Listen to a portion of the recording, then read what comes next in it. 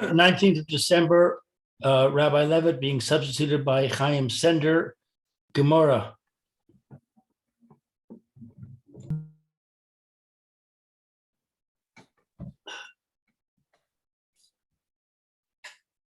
And I froze.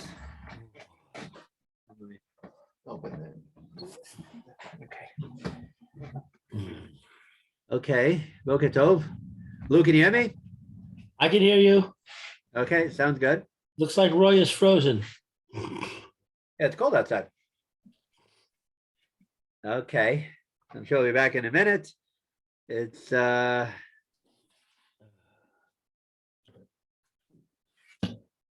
to Chovel.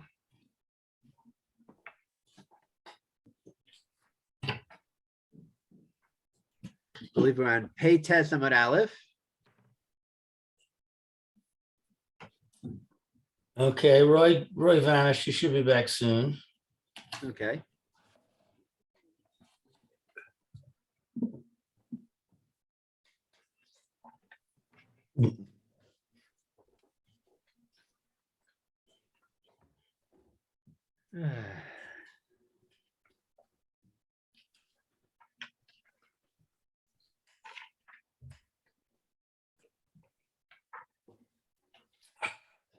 In case you don't know, Robert is in Florida. That's why he mutes himself because he can't really talk. It's the middle of the night for him. Oh, wow. That is dedication to wake up and listen. What time is it now in Florida? 4:44 in the morning. Oh, my. Okay. Happy you could join us.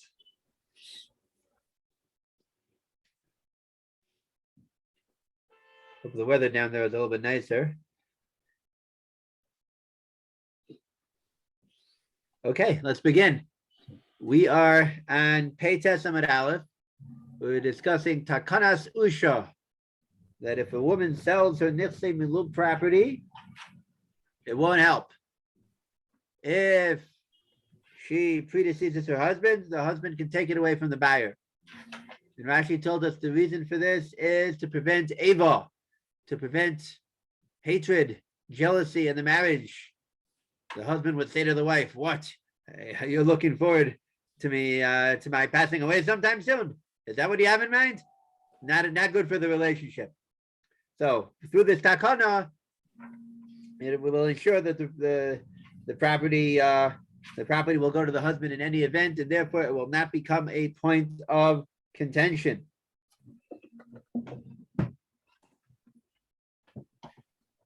I have to correct that. Well, now that we've made takanas usha, so what happens?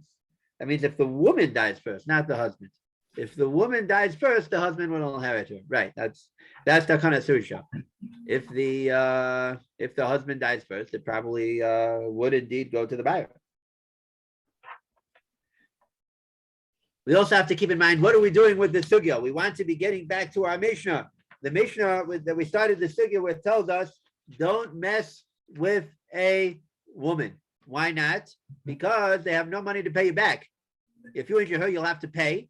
You have to pay for her damages. But if she injures you, she's off the hook, at least for the time being, because she has no money of her own. So how this will tie into our sugya is it a guaranteed fact that a married woman has no money of her own? Maybe we can come up with a case when she would have money in which the husband has no say, in which case she would indeed have to pay for any damage that she causes. That's where we're holding. All right, where precisely should we start on the page? I think you said you wanted to do Tosfos. Good. That's a great idea. Let's go there. Tosfos, Pera de Pera Lota Kinu Le Rabbanon. The last statement that we said was that the halacha is, if a woman sells her ktuva for tovas hana, or any aspect of the ktuva, as halacha allows, whether nifsei, if there's no takanas usha, then if she sells her nifsei milug betovas hana, she gets the money. She gets the money of the sale. And we said that the husband has no right to that money because it is pera de pera. It is not initial profits, but secondary profits. It's the pre of the pre, the fruit of the fruit. And that goes to the woman. I'll be right back. Sure. So now, let's go to Tosfos. This is Tosfos Peira, the first Tosfos that begins on Peitet Amud Aleph. Peira de Peira lo takinu le rabbanon.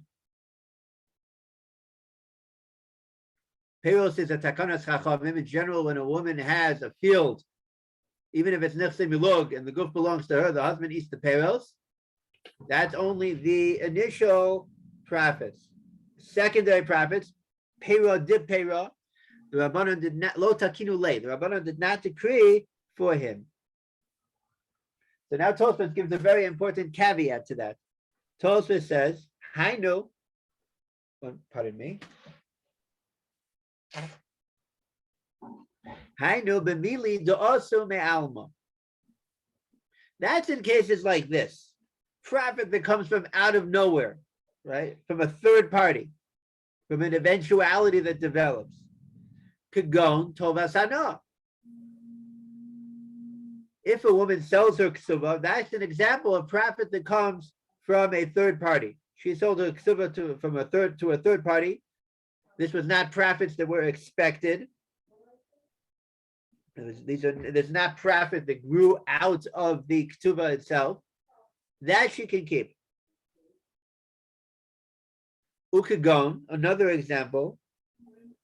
Gonev Vlad Behemas Milug. Let's break that down. We had a Behemas Milug. We had an animal, let's say a sheep, that belonged to Nichse Milug. She brought it into the marriage, and it wasn't evaluated in the Ketubah, and therefore, what's supposed to happen? It belongs to the wife, and the husband can eat the profits. And then, one fine day, comes along a Ganov and steals. Oh, we skipped a step. Excuse me. Then we have Vlad Behemas Milug. One fine day, the sheep has a lamb, right? There's a child. So that is the peiros. That is the fruit of the sheep. Then comes along a Ganov and steals not the original Behemas Milug, but the Vlad. So the police go and they catch the Ganov. The Mishalem Kefel. We know that if a Ganov is caught red-handed with the sheep in his possession, he must, and witnesses testify to that effect, he has to pay Kefel. He has to pay back 2 sheep. If he slaughters or sells it, he has to pay back 4 sheep. To whom does he pay the Kefel? La Isha. All right, we're on the third line of this Tosfos. If a Ganov steals peiros of a woman's animal, so he said the Ganov has to pay kefel, the thief has to pay double. To whom does he pay? Last one on the line, Leisha, to the wife. Why to the wife? Isn't kefel peiros? Isn't it profit? Shouldn't it go to the husband? Kidi Amrinon, Bereish, Ha'isha Shanafu Lolo Nechasim. That is the name of the parak in Kesuvos. As we say at the beginning of that parak, the same words that the Gemara says in our Gemara. Mishum delota kinu le rabbanon, peira de peira. The Rabbanon did not institute that the husband should get the fruits of the fruits. A woman brought an animal into marriage. That animal had offspring, right? The sheep had a lamb. That's peiros degree 1. A Ganov then steals that sheep and is caught, and therefore must pay back double. That is the fruits of the fruits, peira de peira. And the Gemara over there in Ksuvos says that does not go to the husband. It goes to the wife. Tosfos says that is exactly parallel to our case when a woman sells her ksuva. It does not go to the husband, it goes to the wife. Why is it parallel? Just to review, the top line of Tosfos, Hainu b'mili de'osu me'alma. These are unexpected benefits. Did the husband and wife know one day a Ganov would come along and steal the sheep? No way. Out of left field, completely unexpected. that sort of profit goes to the wife. Good so far? All right. Now for the important distinction that Tosfos is trying to draw. We're about 6 lines into the Tosfos. The last word in the line is Avol. Avol, however, Peira de osi migufe, fruits of fruits which come from within the property itself, kagon, vlados, behemas milog. Let's say the sheep has a lamb, and the lamb grows up and has another lamb, the grandchild of the original animal, grandkid, right, of the original animal. Shita de takinu le rabbanon. Says Tosfos, it's simple, it's obvious that yes, the Rabbanon did institute for him, for the husband, any expected normal profits from within that don't come out of left field and don't come from a third party, but rather from within the property itself, normal growth, that's part of what the husband gets. So in this case, what is it the husband gets? The fleece of the grandchild? Any profits that develop. Sheep have 3 profits. There's fleece, there's milk, there's offspring. All of the profits belong to the husband. You might have seen our Gemorrah and thought, oh, it's Peira de Peira. It's second degree. It's fruits of fruits. Maybe it should all go to the wife. Says Tosfos, no. If it's normal and expected growth, the profits go to the husband. Right? As you said, the fleece, you can sell the animal itself, but it will go, all that profit will go to the husband's bank account.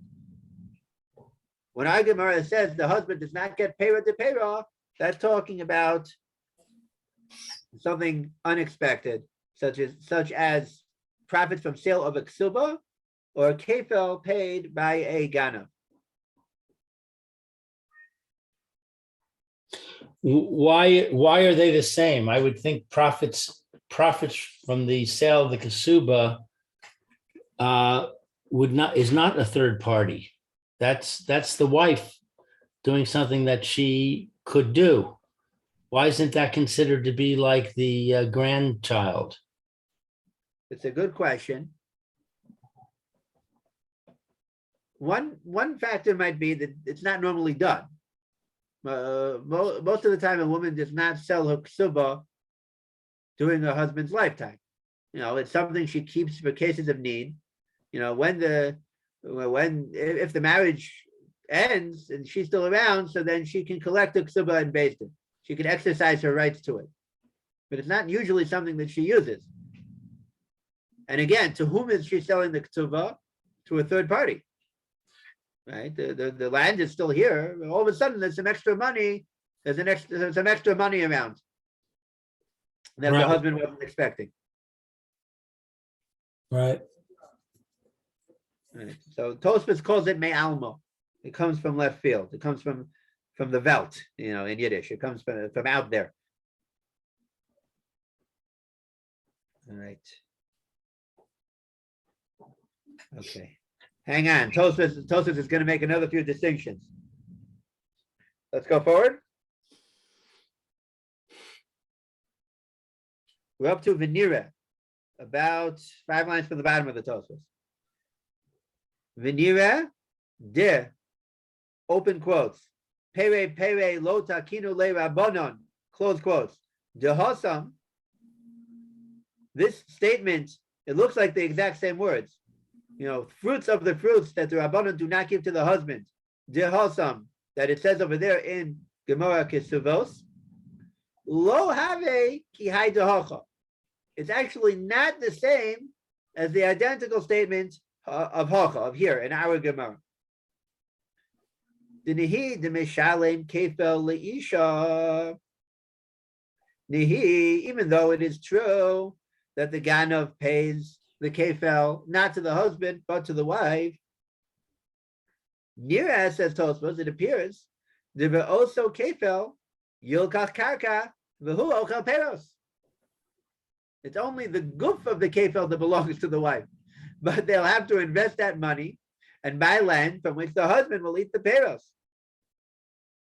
However, in our Gemorrah, the Gemorrah says outright that money from the sale of the ksuba, you don't have to do that. The woman keeps the money completely. She doesn't have to allow the husband to eat the peros of it. They don't have to buy karka. It's her money to keep.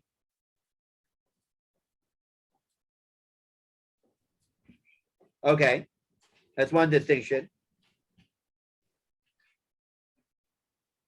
Venira, last line and a half of Tosafos. Venira nami, the kosher cane, go ne behamas milug atzma, the mishalem kefel leisha. It goes without saying that if the husband steals not the offspring of the milug animal, but the milug animal itself, certainly the kefil goes to the wife. Once again. Say that again. The behemas milug property, the goof belongs to the wife, and the peros belong to the husband. The case that the Gemara in Ksuvos discusses is, what if a Vlad behemas milug was stolen? The peros of a behemas milug. We would have thought that peros belong to the husband. You know, hook, line, and sinker. The whole profit belongs to the husband. So I would have thought the husband gets the kefil. The Gemara has to say no, because it's peros. The wife gets the goof of the kefil at least. Tosfos says that doesn't mean to say that if the behemas milug itself, the original sheep that the wife brought into the marriage, it doesn't mean to say that the kefil will go to the husband. Says Tosfos, the reverse. Kol shekin, how much more so it should go to the wife? Because here the goof of the animal belongs to the wife. It's behemas milug. So says Tosfos, the same din would apply. The kefil goes to the wife. That is classic peros. They'll use it to buy karka, and the husband will eat the profits. Then the kefil will belong to the wife. All right. To sum up, what belongs to the wife? What belongs to the husband? You start with level 1, milug property, be it animal or land. The goof belongs to the wife. The peros belong to the husband. As long as the peros are a natural outgrowth, you know, the animals had children, which had children, which had children, it's all going to belong to the husband. However, sometimes you can get too far removed. Once the profits come me'alma, from left field, such as kefel, you can end up going back to the wife. The most extreme example is our Gemorrah, where if she sells her ksuba, then the proceeds belong to the wife to such a degree that she can keep the money outright. They don't even have to reinvest it.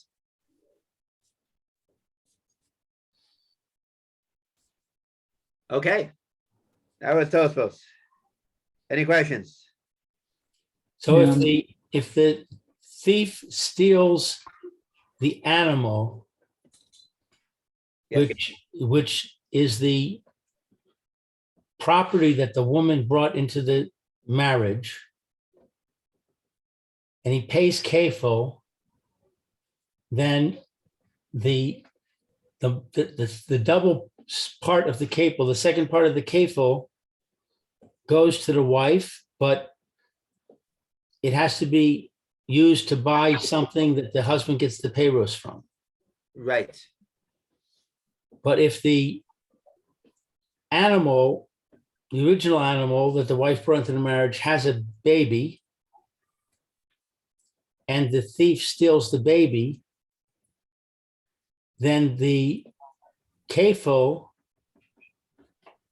goes to the wife, and she doesn't have to invest it. No, I believe Tosfos is saying the same rule applies. The same rule applies. The Same rule applies, so that she does have to normal invest growth, it. normal growth of the animal, whether it's first, second, third generation, until forever, that it's all like the original peros. It would be reinvested. The goof would belong to the wife, and the peros would belong to the husband. So then what is the significance of the statement peros to peros? Where does that come into it? The first difference is the very fact that the goof belongs to the wife. Even though the vlad, the offspring of the animal itself, the very goof belong to the husband because it itself is peros, right? The offspring animal belongs to the husband outright. Nevertheless, the kefel, at least the goof of the kefel belongs to the wife. That's the first Kaddish. I see. Right. Wow, this is very complicated. Yes, it is. Mm. And again, the Chiddush of our Gemorrah is that the proceeds from selling the ketubah belong to the wife outright, and they don't even have to be invested. Both the goof and the peros of the sale of the ketubah belongs to the wife. No strings attached. All right, I'm sorry I came in late. I tried twice and I couldn't get in. So I would have been there on time otherwise. So we're from where? From 89A? Yes. Okay, good to see you, Roy. We're on 89A. We just spoke about Tosfos Peira, and now we're heading back to the Gemara. Which is A1 or okay? Yes. Let's find the place in the Gemara. A1. Let's start from Ki also of Papa. Yeah. What is? Which column is it? Anybody have the article in front of them? I do. I'm looking for it. Rav Papa, you said? He also Rav Papa. When Rav Papa arrived. Okay, I don't see that. Let me see. Maybe it's on the, here. It's on 89A2. Yeah, A2. Left hand? It's the left-hand column, second paragraph. The Gemara continues its discussion. Right. Yep, thank you. I've got that. Okay. What we're doing now is we're taking a second attempt to find a source in the Tanoim for Takanas Usha. If you remember, on the very bottom of Pechet, Rav Idi Ba'ovin made attempt number 1 of Tanina la Takanas Usha. And now we're going to make a second attempt. Would like to read first? Anybody a Kohen? Who goes first? No, I'm not a Kohen either. Alan usually goes first. Okay, take it away. The Gemara continues its discussion of the enactment of Yusha. Tiator, Rav Papa, for Rav Hunor, Buri, the Rav, the Yehoshua, Mipi Rav, Rav Papa, and Rav Hunor, the son of Rav Yehoshua, came from the academy of Rav. Amrei, they said, Tornidor was Sakoso Usha. We have learned the enactment of Usha in a Mishnah. Vir, Lahor, E, Shor, he or Son, or a slave and a married woman, and an encounter with them is bad. Veil or hen, one who wounds them is liable. The hen, shehor the lu ba'achayim turin.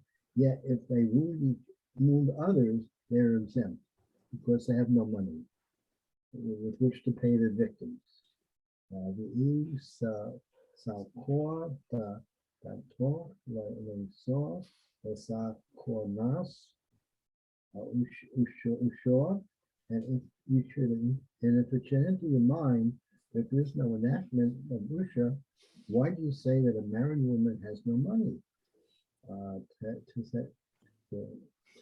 They can't Bain, Nichse, Lo Tain way, let her sell her Milog property and give the proceeds of the sale to her victim. Evidently, rabbinical enactment disallows such a sale.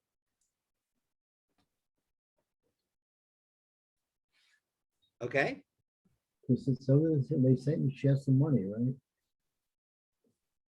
so what did we just establish? Now we tied it back to our Mishnah. Our Mishnah assumes a married woman never has her own money. So it must be, there is such a thing as Takanas Usha.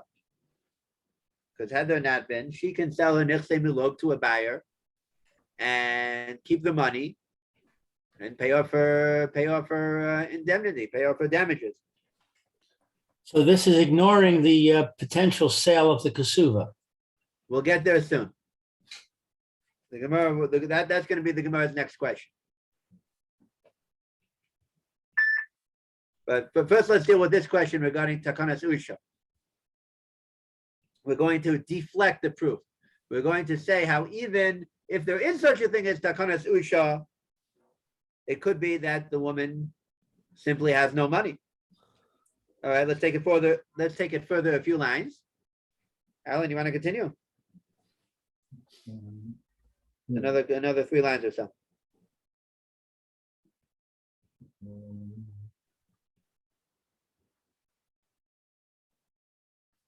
Gemara rejects the proof, right? Yes.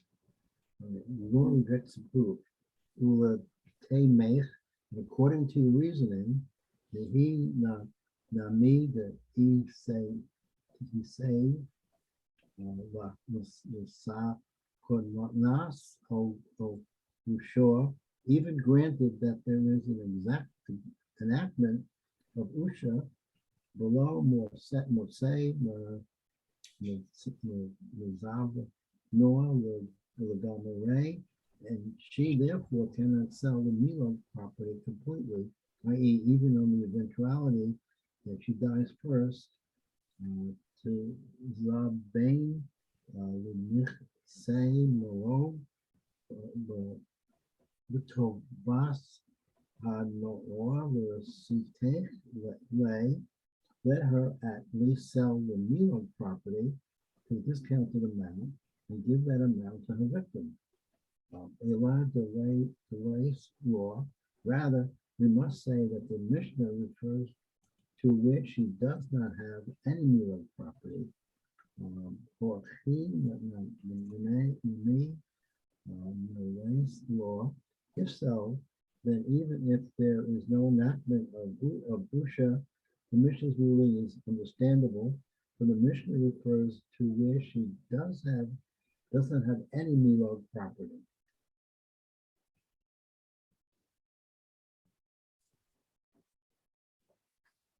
Maybe she never had any property.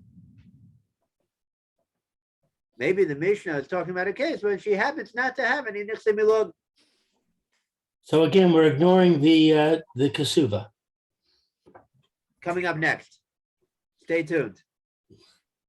First, we're dealing with this Nichsei Milog. So what's the Hava Mina? We would have thought that a woman always has access to money. Let her sell her Nichsei Milog. The Havamina was, we think that this shows that there's no such thing as Takanas Usha. Maybe she can sell her property whenever she wants. Says the Gemara, we misunderstood Takanas Usha. At least I misunderstood Takanas Usha. We thought it meant that a woman can never sell Nichsei Milog property. In all eventualities, it'll go back to the husband. Now we see that it's not so. All Takanas Usha says is that if the wife predeceases the husband, then the husband inherits her, and he can take it away.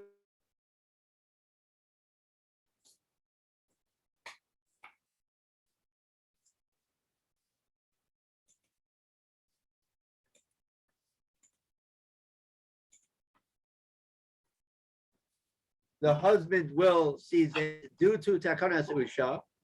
But if the marriage ends in death of the husband or divorce, and the wife should have gotten back her nichse milug, it will then go to the buyer, and it will turn out to be a valid sale. Namely, there is always a little bit of money that a woman can come up with. Even if we hold up takanas usha, she can sell her nichse milug at risk. B'tovas hana. If our Mishnah is saying that she can't, the only possible case is a woman that happens not to have any nichse milug. She entered the marriage very poor. She had no property of her own to bring in. Her ksuba consists only of the mana or masayim that the Torah obligates in a ksuba with no extras. So there's no nichse milug to speak of. That's the woman we're speaking about in our Mishnah. If she would have nichse milug, then enochinami, she could sell it and pay back her damages.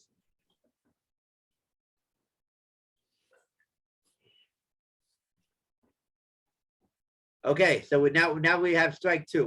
We've made two attempts to support takanas usha based on mishnayos or braisos, and each time we've been able to deflect it. We don't have a proof positive.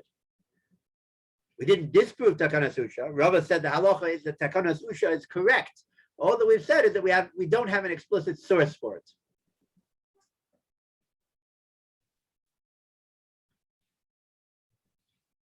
Okay, let's move on. Now on to Lou's point.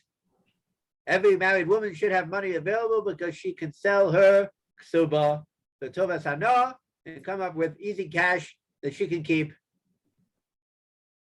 And in this case, pay back her victims with. All right, Lou, since it was your question, would you like to read the next few lines? Okay. Beginning with the word v'tazbin, let her sell. V'tazbin kesuvasa betovas hana'a v'titain lay. Let her sell her kesuva for the discounted amount. The discount amount because it's at risk. Right, and give it to him. Who's him? Him is the person that's suing her. Right. Okay, very good. The original person that they said a slave and a married woman, if you encounter them, is bad.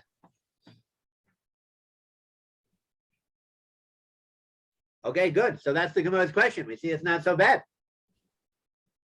Right. She's got money. At least in potential. Batam Amai. And what is the reason? 1 second. I think we skipped a couple of lines. Oh, I'm sorry. Money. Who is this? Meaning, who is the author of the Mishnah? Now, let's see. What Mishnah is this? This is the Mishnah of Ushya? This was our Mishnah. It says a woman has no money. No access to money. This is what Rav Papa said. This is the Mishnah that Rav Papa advanced, which is our Mishnah. The Mishnah that this Sugya is commenting on.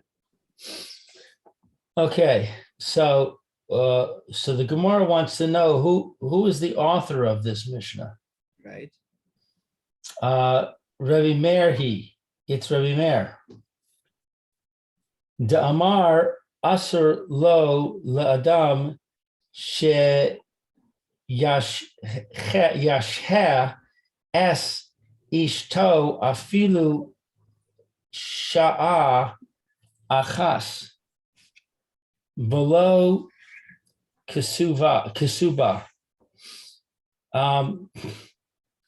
Let's see, that he says it is forbidden for a man to keep his wife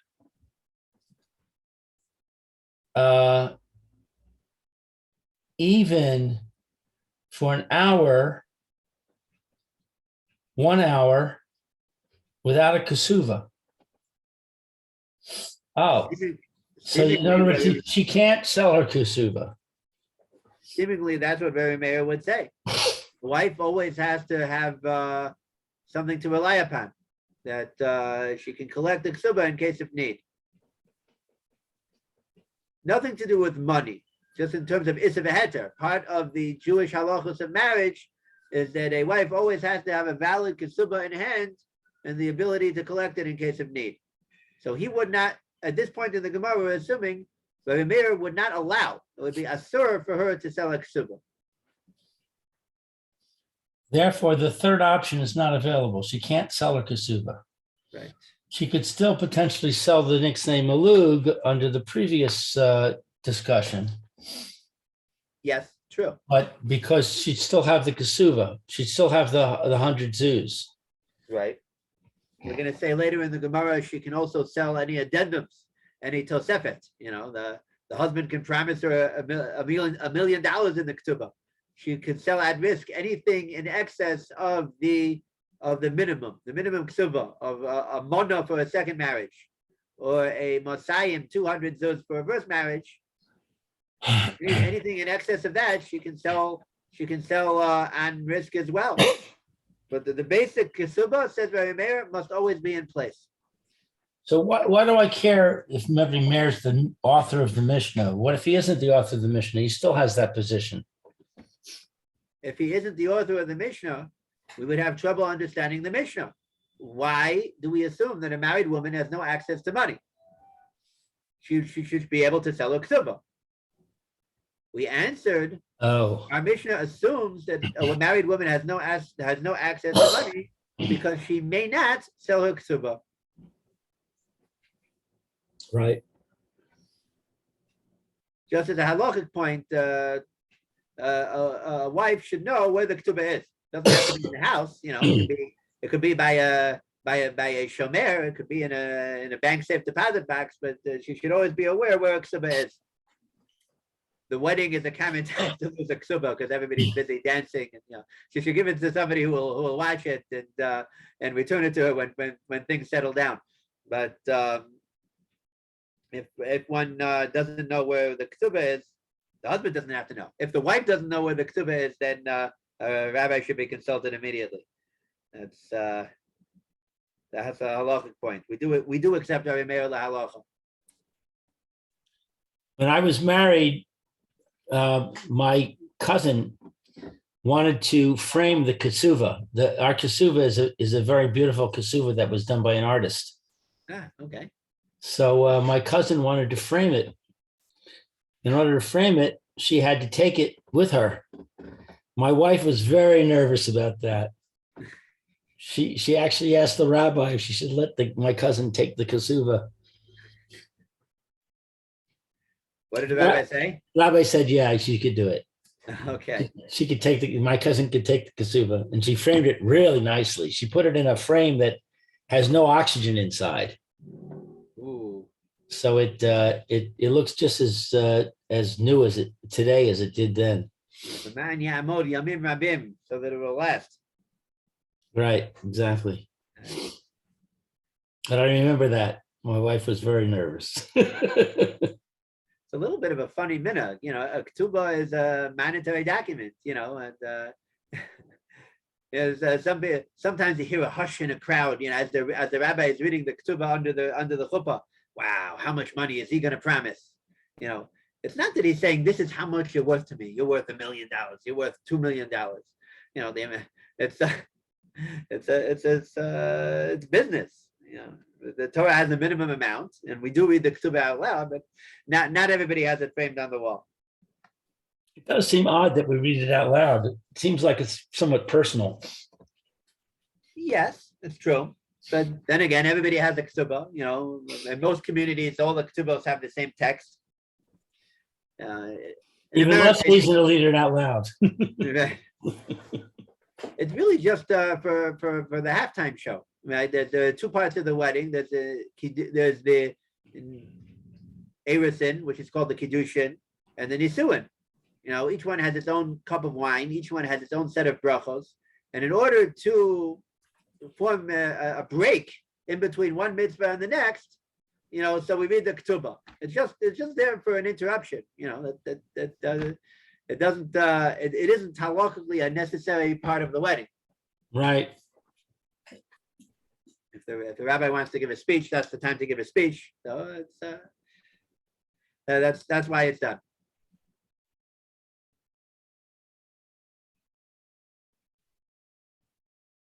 Okay. Now we're going to have a challenge to what we just established. That Rabbi Meir would be justification for the Mishnah saying that a woman would not have any money available. But time amai, this introduces a challenge to what we just said. Right? Roy, do you want to read a bit? Okay, the Gemorrah answers. The Gemorrah objects. Objects. Another 2 lines or so. Another 2. Oh, I see. Right. The Tama may. See. Now, what is the reason for Reb Meir's ruling? Turning over for us on 89A3. What is the reason for Reb Meir's ruling? Kadei shalal tehei kala ba'anan lahal tzio. It is so that one's wife should not be easy in his eyes to divorce. Akol lo migoresh lo. But here, even if she sells a ketubah, the husband will not be hasty to divorce her. Dai migorash lo. For if he does divorce her, atar hanach dezav those buyers who purchase it from her will come gabur lo lich suboso minay, and they will collect her kasuba from him. Okay. Let's And pause there. this is sort of a kind of a question of, all right. The miniyah, that which prevents the husband from divorcing his wife is still there. Right? He still won't think twice about divorcing her because he knows that whether it's by the wife or by a buyer, he's going to have to pay out. Wait, so what case would Rabbi Meir object to? Yeah, I don't get it. Maybe Rabbi Meir would object to her throwing her ketubah, over the railing at Niagara Falls, or simply being mochel, forgoing the right to collect the ketubah. Right. The problem will only be if the husband can divorce her and pay nothing. That's what Rabbi Meir objects to. Say it again. Rabbi Meir will object to a situation when the husband will be able to divorce his wife and not have to pay anything for it. Right? Easy come, easy go. For instance, if she destroys the document or writes outright that ani mochelet, I forgive the obligation to pay the ketubah. That Rabbi Meir will not allow, because now she is kala be'enav lohotzia. But that's not what we're talking about. Right. We're talking about a case when she simply sells her ketubah to a third party who will be very happy to collect if he divorces her.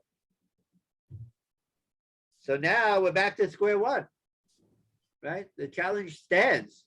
Why does our Mishnah assume that a married woman has no access to money?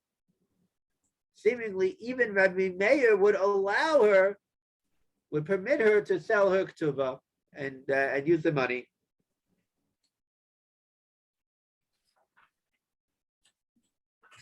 I'm confused.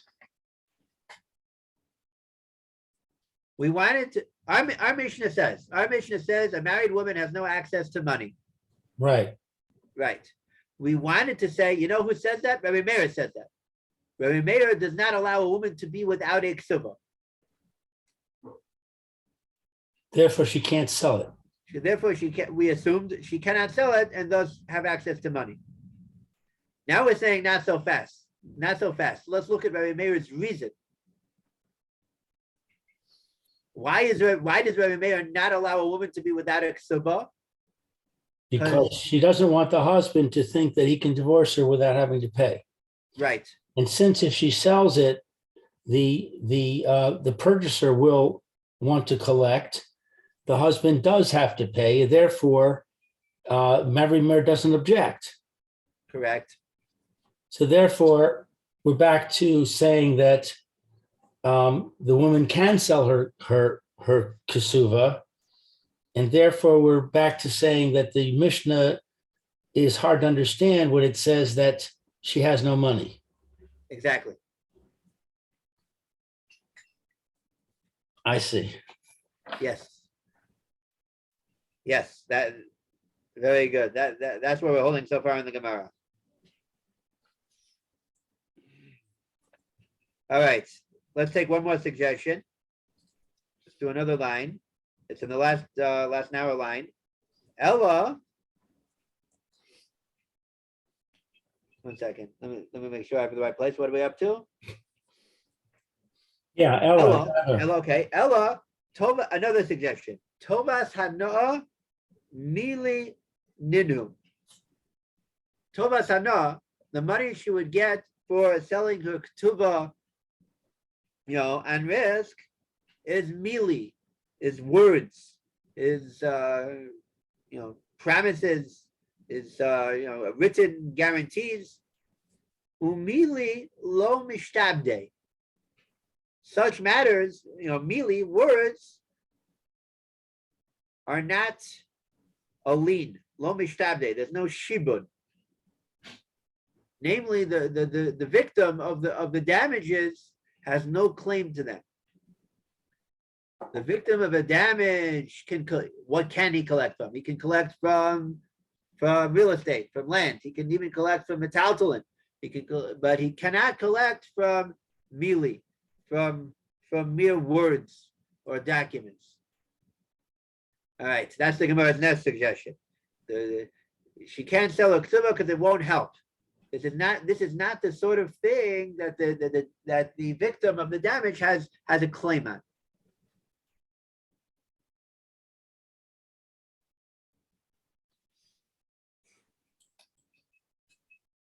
All right. The Gemara will object to this too, but we might be out of time for today. Yeah, it's 12:31. Okay. Looking forward to tomorrow. Yeah, Shakar, gentlemen. Have a great day. Thank you, Chaim. Appreciate it Sure. very much. A pleasure. All right, thank you. Bye for now. Okay, shalom, shalom.